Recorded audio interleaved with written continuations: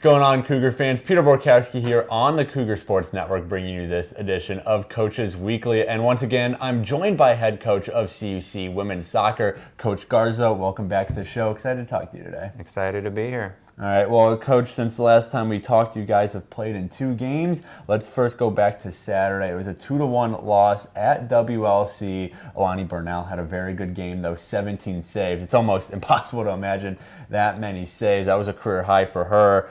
But it was your second straight 1-goal loss, unfortunately. So I guess let's start there. You know, after a couple close losses like that, what does your team need to do? What were you telling your team to do to kind of get them over that hump? So next time they are in a close game like that, a 1-goal game, or even that 0-0 tie we saw against Lake Forest, what does your team need to do to execute in order to pull off those close wins?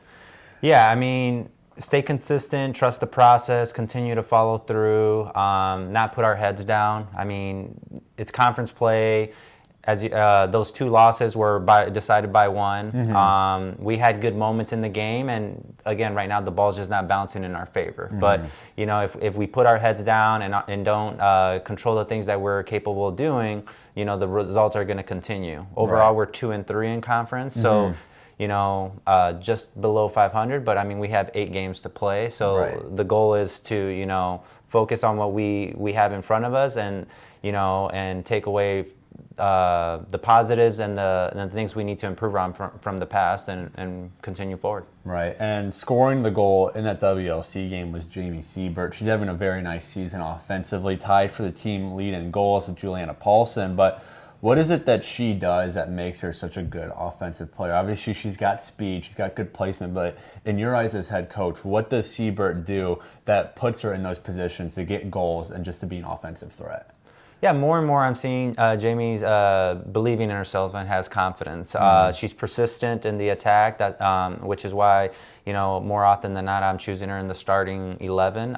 She's very coachable and understands the game plan. And, you know, she's a big facilitator of our, you know, the opportunities we do create. And, you know, I encourage her to, like, you know, just, you know, the more that she stays at it, the more that she's going to create, and it showed against that the good goal that she scored against Wisconsin Luther. Right, and then last night you guys were in action at IIT, dropped that one 3-0, and like you said, you're 2-3 in conference play now. So, what are some of the improvements you're hoping to see from this team as you go forward in conference play? What does this team kind of need to do to kind of get back to 500 in conference play, and then hopefully exceed 500 and start winning a couple more games?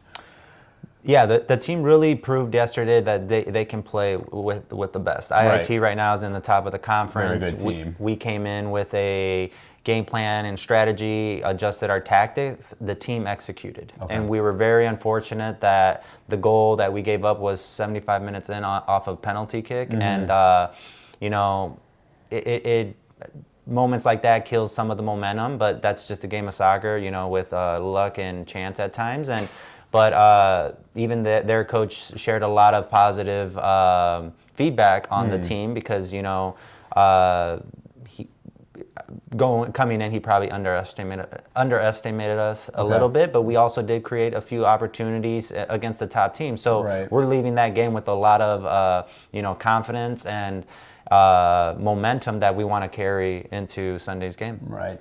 And then last week we talked about kind of your strategy when you go on the road for a couple games in a row. And now I kind of want to ask the inverse because 5 of your next 6 games are here at CUC. So hopefully you guys are able to get some home cooking going. But I mean, what is that like, you know, being able to play at home during an important stretch of play too? I mean, we're in the heart of conference play now, knowing that most of those games are going to come at home over the next 6 games.